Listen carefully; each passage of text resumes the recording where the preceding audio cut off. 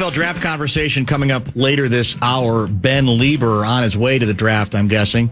Traditional guest on this day. We'll get his final thoughts as we prepare for NFL draft coverage on the Fan tonight.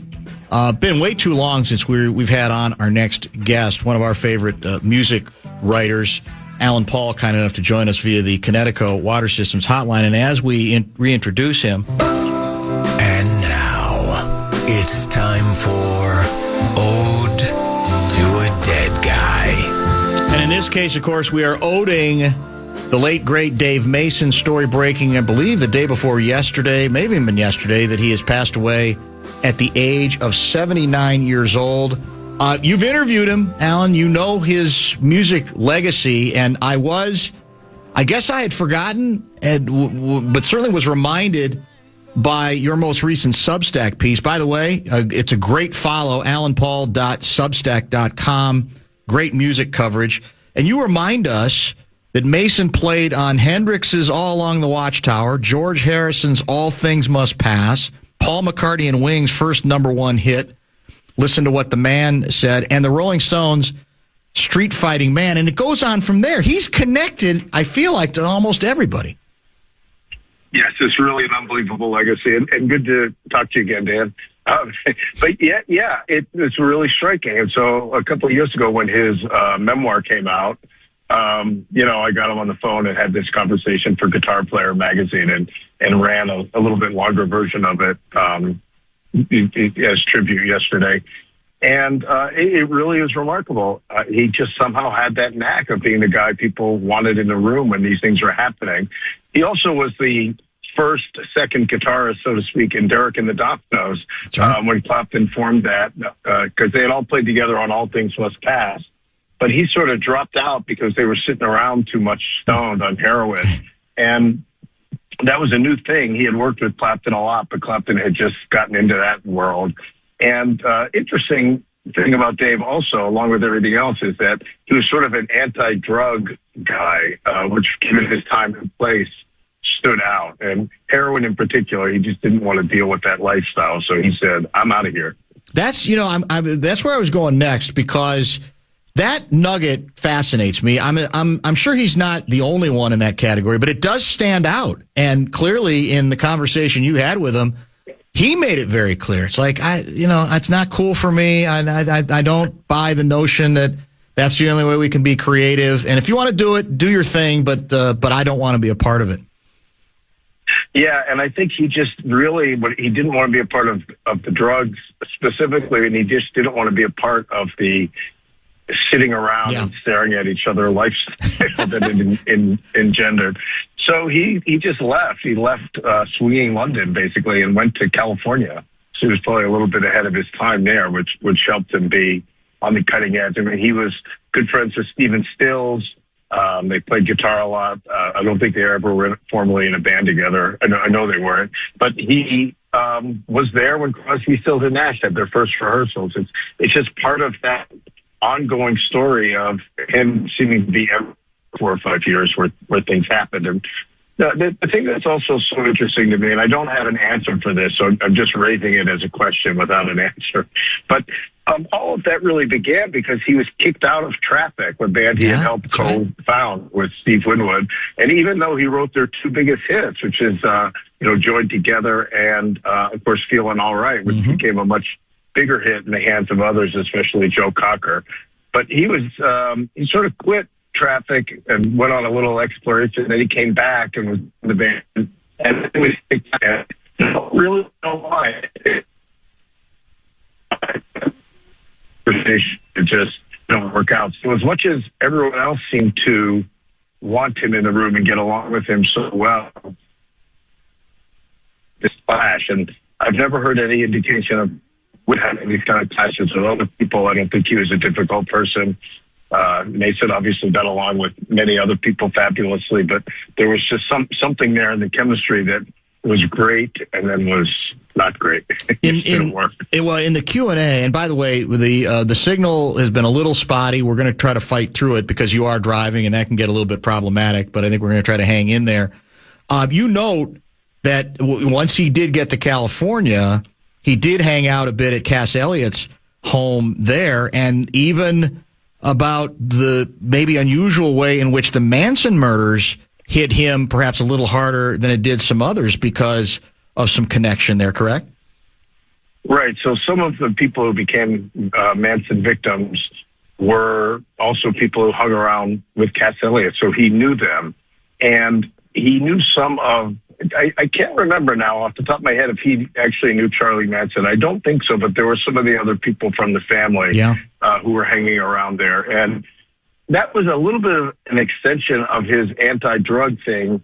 The whole scene that was happening there was making him uncomfortable. Not Cass Elliott, whom he loved and seemed to be a very gracious hostess, but the whole world that was sort of developing there around the Los Angeles rock scene. And he said that he had an increasing sense of impending doom, that something bad was going to happen, which isn't to say that he suspected these particular people were going to do these particularly awful crimes, but that something was going to crack. And indeed, unfortunately, he was correct. You also ask him which comes first, singer, songwriter, or guitarist when he thought of himself. What was his answer?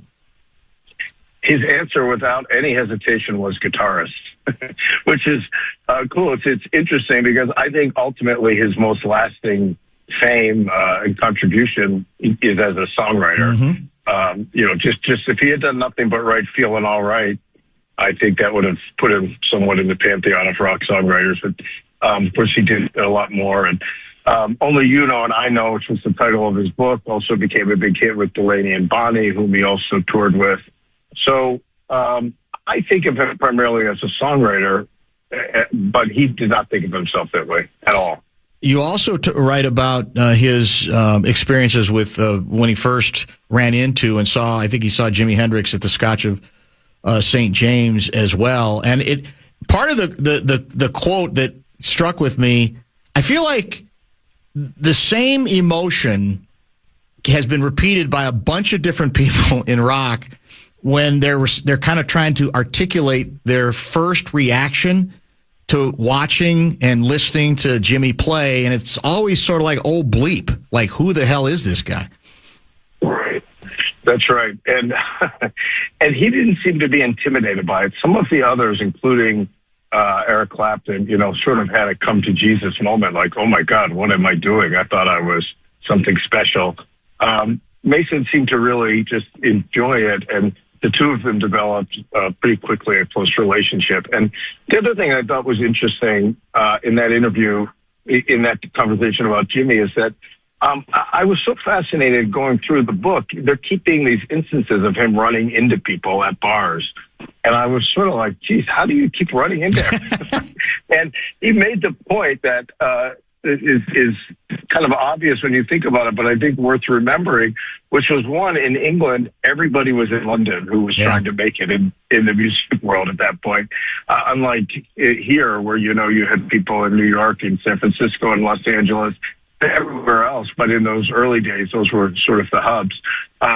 And there was only a couple of clubs that they all went to. So they all hung out and they kept running into each other. So that was really the basis of his relationship with Jimi Hendrix. Was, he saw him perform. He thought he was incredible. He ran into him in a club and introduced himself. And of course, he had already recorded those hits with Traffic, and Jimmy was a Traffic fan, so he was happy to meet him. We saw, I got to see, in fact, the guy who's on before me is a big Dave Mason fan, and he got us tickets to see at the Dakota, kind of a very small, largely considered a jazz bar, but they have all sorts of music there. And this was several years ago, but what was fun about it for me is the approach that Dave decided to take that night was the old, all right, I'm going to play some songs, but I'm going to give you some stories too. And a lot of it was some of the stuff that you talked to him about. I mean, the sense of history there. And I always love when aging guys go that route, because some don't. As you know, some, I'm here, I'll play music, I'm not going to spin any yarns, and you're lucky I'm here. But he was, I thought, made it another, different kind of night, giving us a little bit of sense of history and his own experiences in between the songs. It was a nice touch.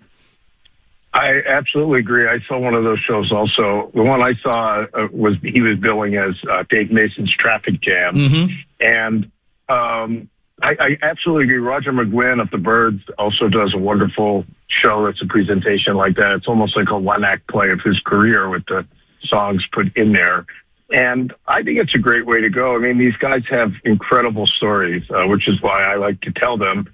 But they have the opportunity, of course, to tell them themselves. And while they're here, I think they should. And I think that there's a real relationship with Dave between him doing those shows and then wanting to finally write his book and then wanting to do those shows even more. Because as people get into telling their stories, they become refreshed in their own mind, and then they want to tell them more and talk about them more, and they remember more. And it's an experience I have all the time in writing my books and doing interviews. I mean, conversation jogs memories, and memories jog conversations, and it becomes a great symbiotic relationship there. I can tell you, man, keep writing them and keep bringing back stuff that you know, it's not offensive to me that you bring back older interviews. If they're good interviews, nobody cares. And it keeps the stories alive. And you've got a great niche there that you've developed. Texter writing, just finished Alan's book on the Allman Brothers and Sisters album. Great stuff. Thank you. Can you ask Alan what song, in his opinion, best represents Mason's guitar playing? Oh, boy. Guitar playing. That's interesting. Again, I think of him first and foremost as a songwriter. Yeah, so I think of him, for me, the two songs that have to come first are Feeling All Right and Only You Know and I Know. The latter, Only You Know and I Know, I think it's probably more so as a guitarist for guitar playing. And by the way, I appreciate what you said about the old interviews. I had to take a moment to contemplate if I wanted to do that or not. No. And I decided that they have a lot of value, and I want to do that, usually with some introduction and context. But having the validation that I'm on the right path for you is quite welcome. Well, so and the key is context, like you say, because generally what you do is you reintroduce, and so you bring something, you try to bring it a little bit more current. But then, no, those interviews are gold, and this one brought the whole story home very effectively as well. We're short on time today. We should get caught up on what else you're working on, and just in general, we got a little bit more time when things are a little bit easier. So we'll try to do a better job of staying in touch. And thanks again for giving us time as always. You got it. Pleasure, and thanks for keeping these guys alive, and thanks to all the great people in your audience. I hear from a bunch of you all the time, and I always appreciate it. Excellent. We'll talk soon. Travel safe. Thank you. Thank you. Alan Paul, the award-winning popular music writer, and as I said, he's got a Substack that I highly recommend if you care about music history. He's, more than anything else, has basically become the Allman Brothers biographer. And next time we have him on, I think there's a new Craig Allman documentary that's going to be coming out soon. My guess is he's got, if not something to do with it, he was probably interviewed for it for background purposes, because nobody knows the members of the band or knew the members of the band, I think, like he did. Let's get a quick break in here, get to a couple of other texts, and we'll prepare for some draft stuff in a little bit. But first, The Fan and BigDeck.com. I'm going to give you a shot to win bonus bucks. It is our national cash contest. The 4 o'clock keyword is family. Go to KFAN.com and enter the keyword family.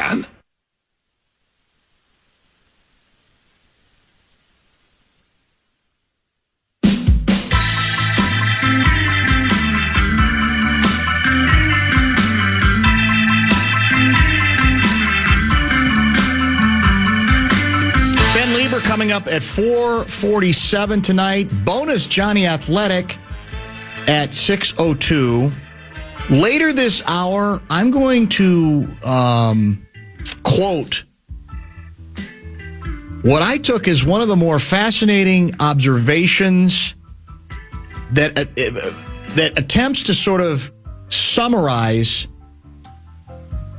the current state of this particular Minnesota Timberwolves team. Not so much state as in series is 1-1, but their makeup, their physical and their emotional makeup. I heard it and enjoyed it so much this morning that I played that portion of that show back to make sure I was as accurate as possible.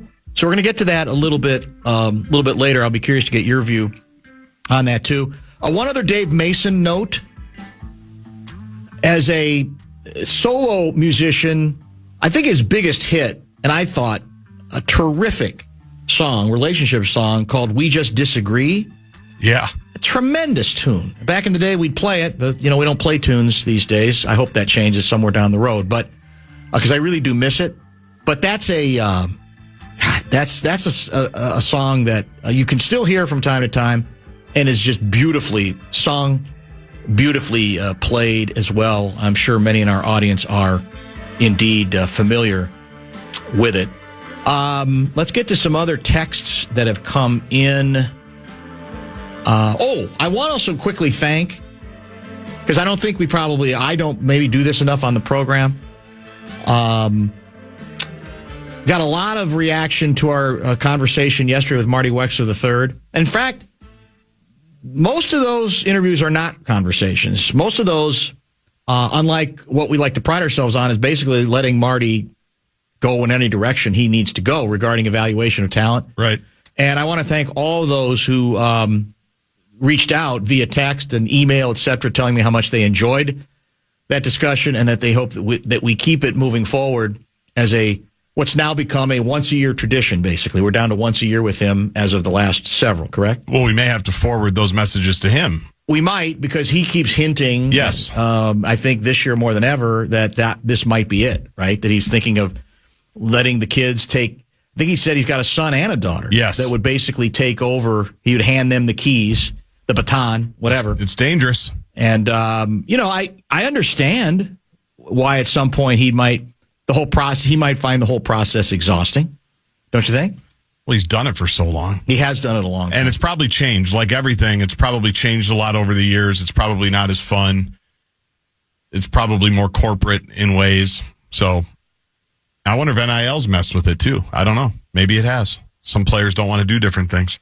Speaking of that real quick, and we'll have time to get to this maybe in more depth and probably should, I keep reading. I'm skeptical, and maybe I'm more skeptical than I should be about stories that indicate we are crushing in the transfer portal, men's basketball, women's basketball.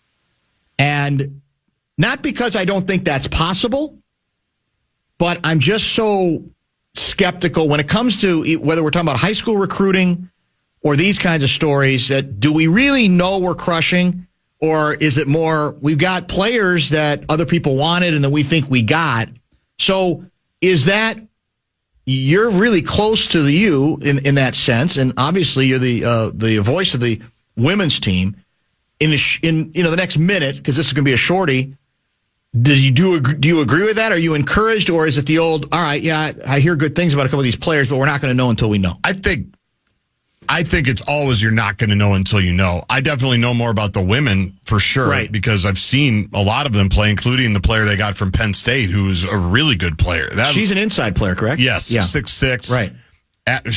Shot like 78% from the floor. Which we need, given our loss. And right? we got two of them. We got one from Northwestern. Right. And we basically replaced right. Northwestern too. We replaced pretty much they replaced pretty much everything that they lost in terms of position. Obviously, Amaya Battle is going to be a big void that they have to fill. But inside, I think they should feel great about it. They got a good guard from Central Florida that other Power Fours wanted. But the reason why more people are encouraged on both the men and the women is that most of these players, men and women, are coming from other big schools. Yeah, that's true. They're not leveling up so much. And so obviously there's at least some talent there, and maybe there's some, and there might have been a coaching change, or there might have been a reason why they weren't getting the opportunity, whatever it is. So, but for all of this, you're never going to know until you know. No, that's you're never going to know work. Until you know. And that's why it's got to be reported. But I think that's the danger. We're better off sort of, okay, these are interesting names.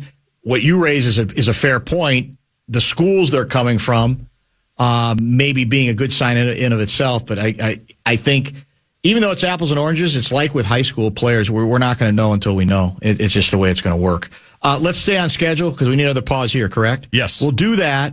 I'll give you that Timberwolves-related quote. We can talk a little bit more about Wolves-Nuggets tonight, game number 3. And I'm going to give you a piece of evidence that I suggest vindicates me on this ongoing debate about too many food options being available these days at arenas and ballparks around the country. I think I will win the debate with the next nugget that I wasn't even looking for, but that was indeed brought to my attention. All of that, and then we'll prepare for some draft talk with Nacho, Ben Lieber, coming up at 4:40.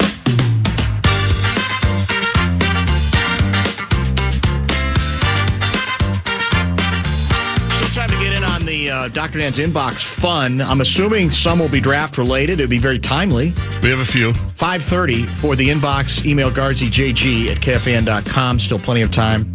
You might be able to craft the greatest Dr. Dan letter ever. Because sometimes if it's in you, it might not be a labor. It might not take long. It might take you 30 seconds. You get inspired. Other times it might be a little bit more challenging, but we look forward to that at 5:30. Lieber coming up next segment. A quote this morning from your guy, Brian Scalabrine, former NBA player, now a co-host of the SiriusXM morning NBA show with Frank Isola. And then now Scalabrine's in on, he's part of the armada of NBC NBA analysts, right? He does some stuff from studio. He does some stuff from games, a combination of both, correct? Yes. And for the record, he picked, before the series began, he picked the Wolves to beat Denver. He likes the Wolves. He always has. He's aware of kind of their ups and downs, but his theory was they're kind of been playing possum. And he thought they matched up well with Denver. And, of course, it's only 1-1, but the Wolves have certainly played with them in both games. Try this Scalabrine analysis on for size regarding your favorite basketball team. They don't have the emotional maturity to win, but what they do have is the talent, athleticism, size, and edge to win. Does that fairly sum up? Yeah, it does. This basketball team, I think it does. Yeah. I think he went on. I'll give you a little bit more regarding the matchup. He says you have to take like talent, athleticism, size on one side and then emotional maturity on the other. If the Wolves did have emotional maturity, then they'd probably be in the conference finals or the NBA finals. But they lack something. So it's one team that seems to not get flustered or rattled, but they lack athleticism and defensive intensity. That, of course, would be Denver. And the other team that has that but lacks maturity, and that's why this series is so good. He called the, game 2 of this series? Yes. He called that game, probably for a first-round game, one of the most intense physical games I have ever seen. He was that accurate. Impressed, and I think it is accurate. And again, I don't know if it's this combustible mix between the two teams, because there are some strengths and weaknesses that are different for both of them, and that they're sick of each other. They know each other. Whatever it is, it's a it's a terrific rivalry because it may not lead to either one of them winning the title, but for this series itself, for when they compete against one another, I mean, that's primetime NBA action, in all seriousness, where you say, well, that's the competition and intensity and drama is worthy. You put that in an NBA Finals, and you'd say you got a winner. It just so happens this is first round. And again, neither team may be good enough to go all the way anyway. But for what they do within the realm of the series against each other, it doesn't get much better than that. I just don't think it does. That's what's been one of the fun things of the last couple of days. It's not even fair to call them the casuals, but I'd say even the casual insiders that are now amplifying that this has been, and they're almost backtracking and going, this has been a great rivalry for a couple of years. Yeah. It's the third time they've played each other. Obviously, we're in it every single year. And when they played a couple of years ago, that was when Denver was on the way to the title. The Wolves were the 8th seed. They had to win the play-in, if you remember. So they weren't really where they ended up being. It was Rudy year 1. And then obviously they took the big jump, knocked them out. But it's been fun for, like, Wilbon's been on ESPN all week. He's been on all the morning shows, and he's been talking about it and said, I don't have the number in front of me, but they're 15-15. They're always great games. Yeah. They clearly hate each other. He goes, it's reminding me, like I'm sure it's reminding you of the 80s and 90s when barbs were being thrown back and forth, Molotov cocktails lobbed towards each other. So it's been fun that people are picking up on that. Somebody had a great tweet that part of the reason people maybe didn't remember that these two teams hate each other like they do, or that they have these battles, is I think they played them on Christmas, right? It was like the late Christmas game. All these games, like the classics, all end up being in Denver at like midnight. Yeah, it's true. And so you don't really watch them unless you're watching them, unless you're in market or you're just a rube. And so, because they've had like 3 or 4 middle of the night just bloodbaths that now people are backtracking and looking at and going, this is interesting. So I think tonight is going to be the latest chapter. I think it's going to be a mess in there. And I can't wait. And for all those reasons, the pressure's on for Saturday's game to be a classic because that will be in prime time. Yeah, that's an earlier start here. And then, of course, across the country, if you're in the East Coast, you don't have to start watching it at 11 o'clock, right? And I think that's Mike Breen and company. I think that's the 18th. Is that their game? I'm pretty sure it's the 18th. Yeah. So that game if that's the one stinker, it'll be a shame because that's when nobody can be complaining about the times these games are starting and the times they are finishing as well. 612 guy Jordan writes, I just tuned in last segment and the first words out of your mouth were, it's become a once-a-year tradition. I thought for sure you were referring to the Wild's impending first-round playoff exit. Man, wow. How quickly everybody's turning. Is it over yet? It's not. But Louis said it. He may be stating the obvious, but I thought it was interesting that he felt compelled to. Must win in Game 4. I know that players have to talk this way because they have to think this way, but every player last night that I listened to on the very tidy, I thought, Kevin Fallon's postgame show, even he knew, I think he needed to get out of there because it was 1 o'clock in the morning. And I listened to it from start to finish because I was driving home from Grand Casino Arena. Every player in their comments were talking about, it's going to be a long series. It's going to be back and forth. And I know you got to say that, but it doesn't have to be a long series. No, like, you got to keep not careful. And you've dropped 2 in a row now, and both of them are winnable. And obviously, you win Saturday, and you're right back in it. Maybe you go to Dallas and steal it, and you win in 6. But it doesnent have to be a long series if you let one slip now on Saturday. So be careful with all that. Don't assume. Scalabrini is spot on, writes 218 guy, can the Wolves' athleticism overtake the mentality of the Nuggets? It's a little bit more complicated than that and a little more nuanced than that because the Wolves, they have a certain mentality. Now, it's more fragile, one could say, than Denver. But in terms of competing, I think mentally they can hang with Denver in that regard. It's decision-making. It's what happens within a game if things start going badly. There's a greater chance that the Wolves are going to come unglued emotionally, I think, than Denver is. I think that's the difference. But there is a mental, and he used that word. The Wolves have an edge, certainly when they play Denver. It goes beyond just that they're more athletic or they have, you can say more physical talent. And even that's dangerous because Jamal Murray is an incredibly gifted player. And Joker is a basketball savant who, again, isn't shooting very well and hasn't been, particularly from three-point range, as we alluded to late in the show. I think I keep hearing from people that one of the things they expect on Joker is you're going to see him be moved around more. You're going to see him make quicker decisions, for better or for worse, than he did. But they're going to move him to maybe some other places on the court that he doesn't do quite as often because the Wolves have done such a good job with the dribble handoff stuff with largely with Jamal. Those are the two that I'm watching their approach tonight. Yeah. Joker in particular, because he has been passive at different times, and some of that too is they make it look so easy. Sometimes he doesn't have to do a million things. No. He just has to orchestrate, and I think he just assumes we're going to make shots. I'm going to do this. The Nuggets get physically tired. The Wolves get mentally tired. Exactly right. Yep. That's what's the interesting part is you can tire out Denver as tough as they are.